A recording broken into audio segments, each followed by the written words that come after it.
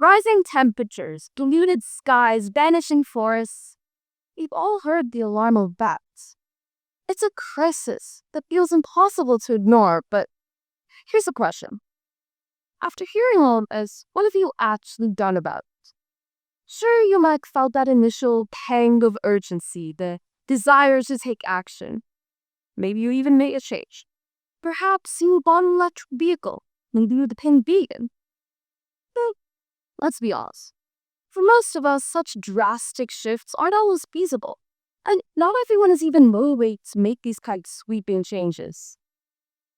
Here's the thing, though. It's not always the big actions that move the needle. Sometimes it's the small, everyday choices, something as simple as the products we buy, that add up to something far more powerful. What if the power to make a difference wasn't reserved for those ready to completely overhaul their lives, but was instead woven into the choices we make every single day? I want to tell you a story.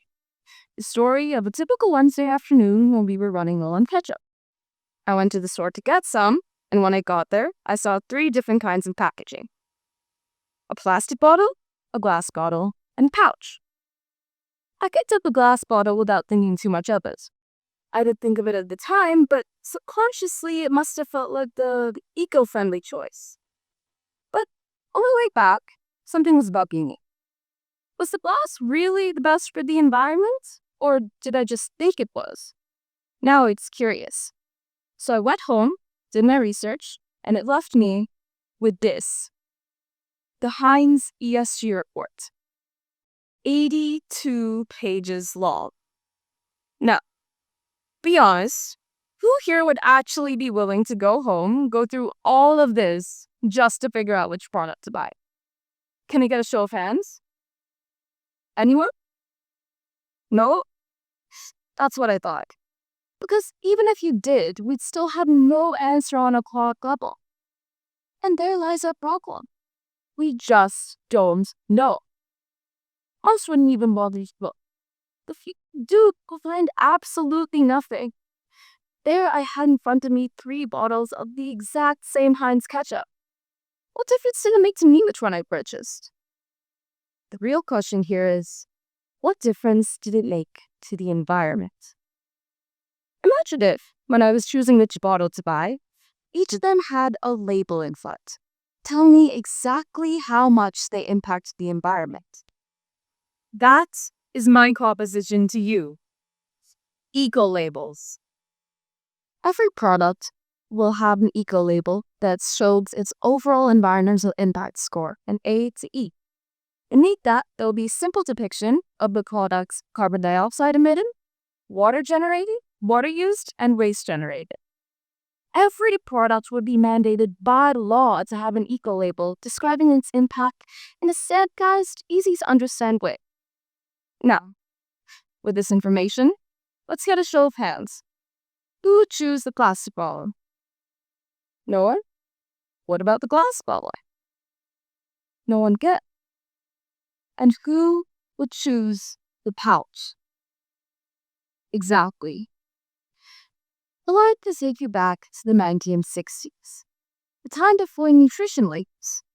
Walk into a grocery store, pick up a box of cereal, and fun screams, healthy, nutritious, good for you. But flip it over, and nothing. No ingredients list, no calorie count, no way to know if what you're eating really is good for you. For decades, food companies could say almost anything, and people had no real way to verify it. So then, what changed? How did nutrition labels come about? The answer is simple. The consumers. The consumers were the ones who started demand for, and it's the consumers were the ones who, after a lot of pushing, finally got months and they some labels. It's because of this you have the labels you know today. So you can choose between 2 cereal boxes using verified information. Whether you choose the healthier option or not, you're able to make an informed choice. Today is the 60s of the environment. We as consumers have no information whether the products we buy use 100 liters per or 1,000. if they generated 5 kgs of waste or 50. This is why we need eco-labels. It could be pivotal to saving on planet. And these labels would be on everything: jeans, laptops, soaps, you name it. Consumers will have the agency to choose between different companies, brands, packagings. Now, I'm not saying consumers will start making drastic changes in the products they buy, but as I said earlier, sometimes the smallest changes are the most impactful. Say you're indifferent between these two shirts. Which would you be more inclined to buy? Now, there are around 100 people in the audience right now. Imagine we were all wearing shirt what? We'd be using up to 70,000 litre water. However, if we all opted for shirt 2 instead, we'd be saving almost half of that, 120,000 liters of water. Now, think bigger. If millions of people across the globe start making smaller changes like this every single day, just imagine the impact. And change won't just happen on a consumer level. Right now, companies can tell you whatever they want about how green their products are, and we just have to believe them. They could be lying to our faces, and we have no way to know the truth. And that's where eco-labels come in. They would eliminate blue motion entirely. Companies' claims would have to be backed and audited by an external third party, and consumers would have far back to rely on, rather than big feel-good advertising. And what companies know, they have to be completely transparent. When they realize that every single product they're putting on the shelf will have a visible environmental footprint attached to it, they'll be forced to rethink their choices. This kind of transparency has a ripple effect. Companies don't want to lose customers over poor eco-label rating, so they'll actively work to improve their sustainability practices.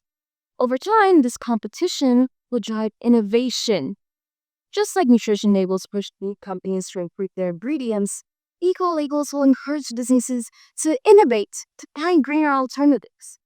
It may even stop the production of some harmful products entirely. If people stop buying those plastic bottles of ketchup, what'll happen? The next time I go to the store, they might not be there at all. Now, some of you might be thinking, well, it all sounds good. What I'm saying is unrealistic, nothing more than idealist treatment. Quite frankly, when I first came up with the idea of eco-labels, I thought so too. But as it turns out, they aren't quite as far-fetched as they seem.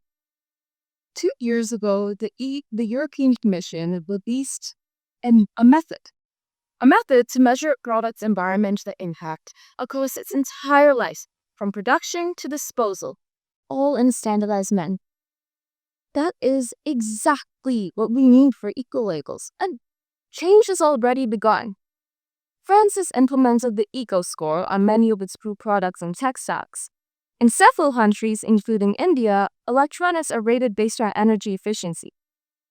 All these changes are already happening, just on small scales. We as consumers need to advocate for this. So, here's the real question. How long are we willing to wait? The fight for nutrition labels took decades in which people unknowingly consume harmful ingredients with no power to make better choices. We can't afford to wait that on for the environment. Every day we delay, thousands of products are bought and used, discarded, each at an invisible cost. Imagine a world where choosing sustainability is as simple as glancing at a price tag.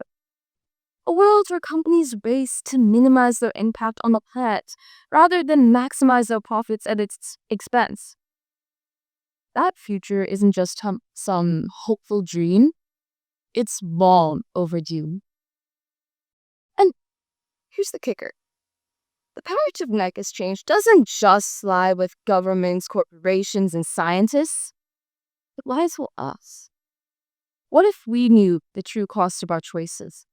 What if we understood the price we pay, not just in dollars, but in health of our planet and the legacy we leave behind? The shift would be seismic. Thank you.